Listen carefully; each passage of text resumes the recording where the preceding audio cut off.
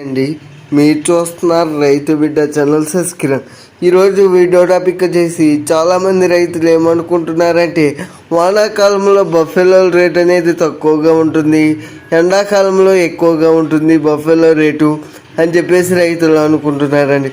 వానాకాలం కావచ్చు, ఎండాకాలం కావచ్చు, క్వాలిటీ ఉన్న బఫెలోకి ఎప్పుడు కూడా ఒకే రేటు ఉంటుందండి. ఈరోజు ₹1,00,000 ఉందనుకోండి, రేపు 1,10,000 అవుతుందండి. క్వాలిటీ ఉన్న బఫెలో రేటు ఎప్పుడైనా పెరుగుతుంది. అది ఎండాకాలం కావచ్చు, వానాకాలం కావచ్చు. క్వాలిటీ లేని బఫెలోకి ఎప్పుడైనా కూడా రేటు తగ్గిపోతుంది అనమాట.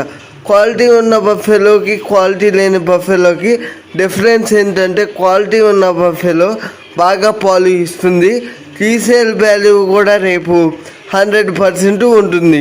ఈ వీడియో పైన ఇంకా ఏమైనా డౌట్లు ఉంటే నాకు కామెంట్ సెక్షన్లో కామెంట్ చేయండి ఫ్రెండ్స్. నేను తప్పక రిప్లై ఇస్తాను ఫ్రెండ్స్. Thank you friends.